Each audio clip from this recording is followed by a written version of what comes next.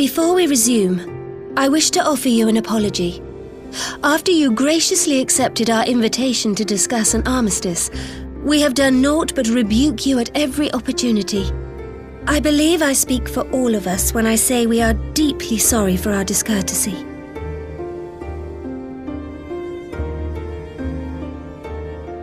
I'll admit your familiarity with our affairs surprised me, and served to remind me how little I know of yours. I think all here can understand the desire to reclaim one's homeland. But why expand further? That is my question. If I may, the answer can be found in the Imperial doctrine they took great pains to impart to my people. Recognizing the threat icons pose to the world, Solus Zos Galvus decreed that they were to be eradicated. To this end, he began a campaign to unite all lands under the Garlean banner. Or so we were taught. Yet the Emperor only reached the burn, the barren said to have been laid waste by icons, after conquering all the lands that lay between. What is more, I am quite certain the practice of summoning was not nearly so widespread in the days before the Empire's founding. When you put it like that, it all starts to sound like an excuse, doesn't it? But to distract from what? Why are you really waging this war?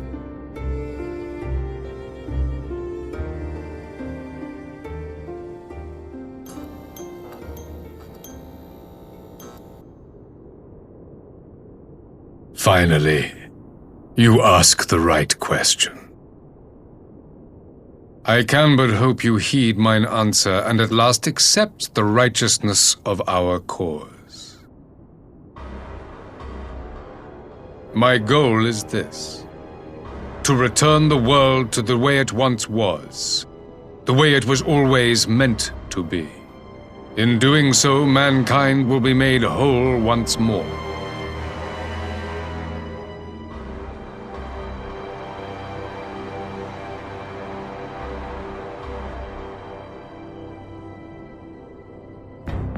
No longer will we suffer from the dissension born of our differences. There will be but one race, a perfect race, as we were when time began. What in Rulga's name are you talking about? I am talking about the origins of the star, of the source and its 13 reflections. At the instant of the great sundering, 'twas not only the world that was shattered, but mankind itself.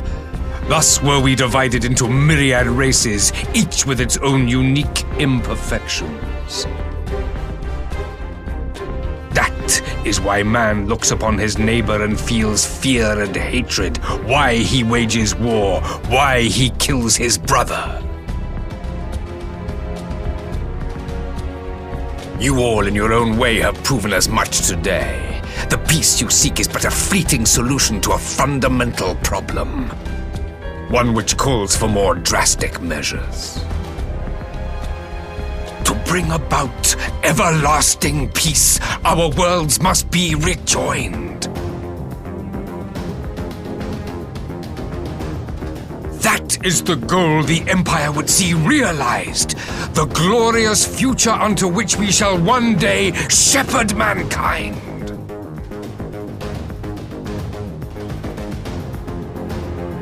A rejoining of worlds.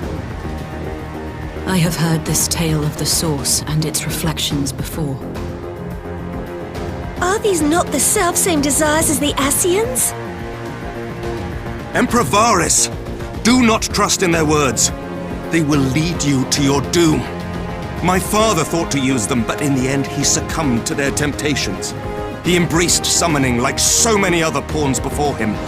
Do not tell us you mean to do the same.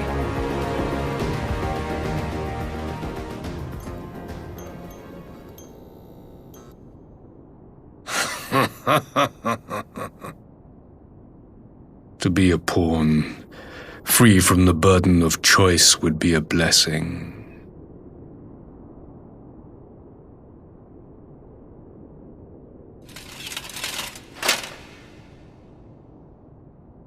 But I forswore that privilege the day I learned that the Garlean Empire was built by the hand of an Ascian.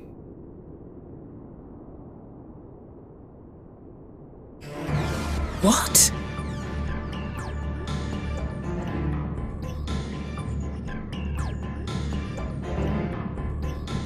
Yes. My grandsire, the former emperor, is of their number. And who better to build an empire capable of bringing about the calamitous change we desire? Would you condemn me for this alliance, for bowing to the will of these shadowy masters, when the prize is true and lasting peace?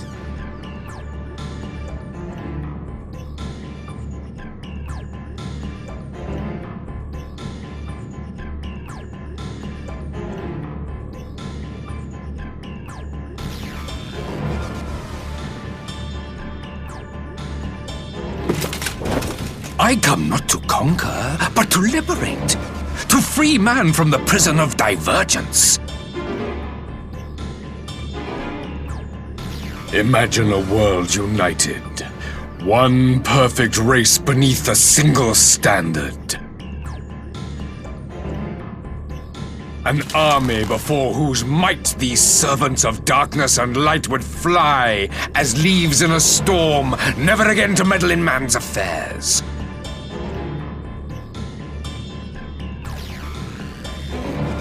We would be the masters of our own fate.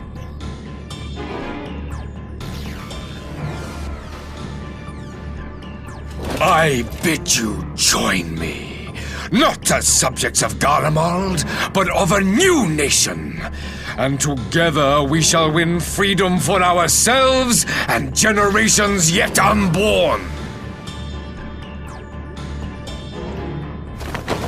You want to trigger another half-dozen calamities? You can't be serious!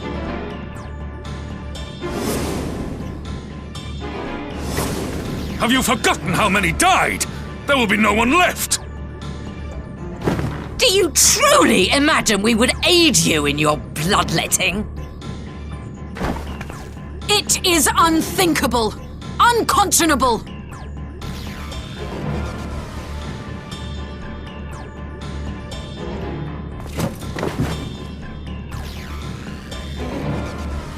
And what is the alternative? To be as cattle waiting for slaughter? I would have us work together that we might take fate into our own hands!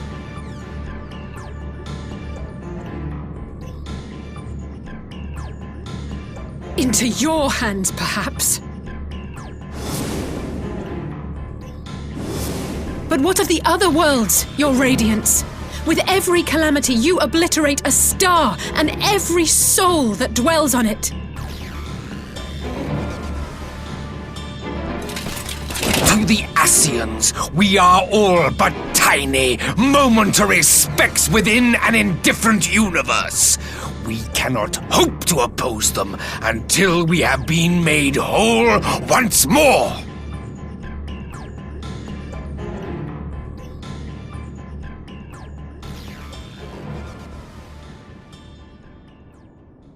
Are these truly the words of Garlemald's ruler? The flaws and foibles which you so abhor are what make us who we are. Every nation, even yours, Emperor Varys, is made whole through the combination of these imperfections, the strengths of one compensating for the weaknesses of another. While it is true that man succumbs all too often to anger and avarice, he may yet overcome his baser instincts through the forming of bonds with others, fostering community and cooperation. That the protector of an empire should not only reject these fundamental truths, but seek to change them at so dear a cost to life is indefensible.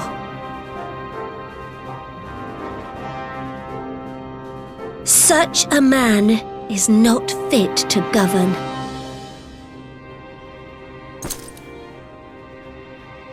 And you, warrior of light, would you refuse me as well?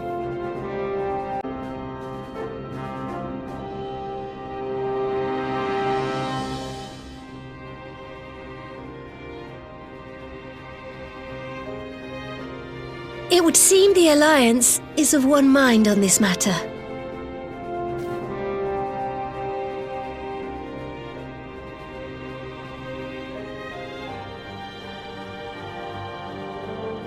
You Eorzeans never cease to disappoint me. Though I suppose I have only myself to blame for expecting more from savages. This discussion is at an end. I bid you make ready for our next meeting. It will not be at the negotiating table.